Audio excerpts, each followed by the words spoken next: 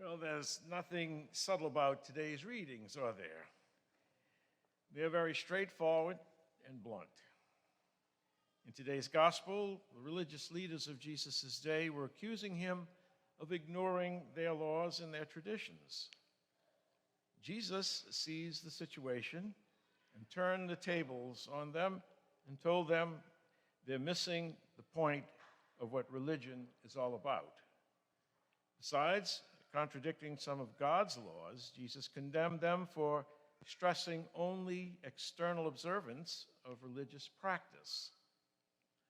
Jesus reminds them and us that true religion is about a change of heart.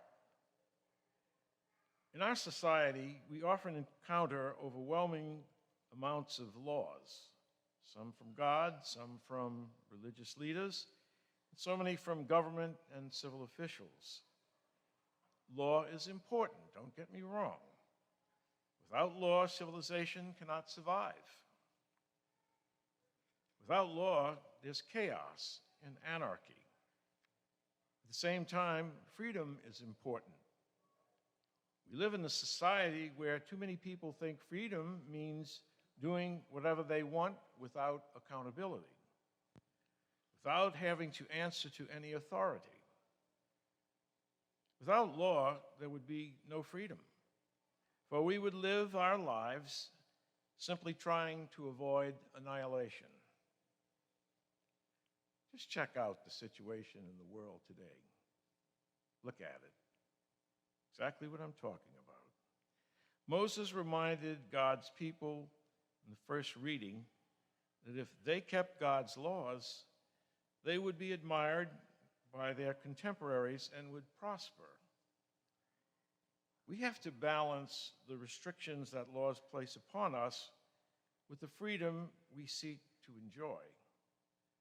Now, this requires maturity and integrity for us to keep this in balance. Most of us manage to do this fairly well. Occasionally, we may be tempted to think, great, if no one's watching, and I don't get caught, maybe I can get away with it. When we think that way, we're like the Pharisees, and paying attention only to externals. How does it look publicly? Now, external observance to rules and regulations is important. Let's say we might feel like clobbering somebody with a baseball bat, but we don't. It's better for all concerned not to do such a thing.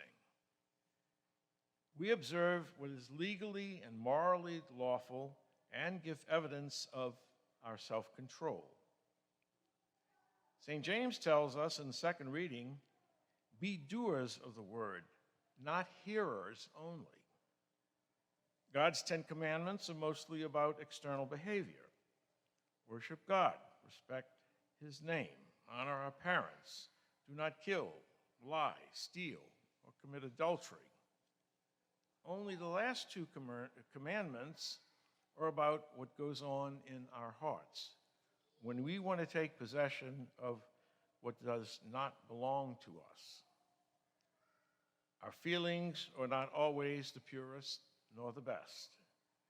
But if we behave in a kindly and appropriate manner, we're doing God's will. And it is often through doing the right thing that our hearts are changed. For example, I may not always feel like praying, but by trying to pray anyway, I am more likely to develop an interior spirit of prayer. Of course, Jesus wants us to do what is right, but he wants more.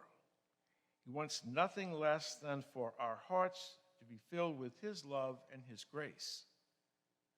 Whether someone is watching or not, doing what is right and virtuous is an indication of living according to what Jesus is talking about in the gospel today. And this is the goal that we try to teach our children, isn't it? It's the goal that we strive for ourselves. Until we get to that point, We stumble through life with prayer and the sacraments to assist us on our way. To sum it all up, don't just simply talk the talk. That's easy. Be willing to walk the walk. God is good all the time.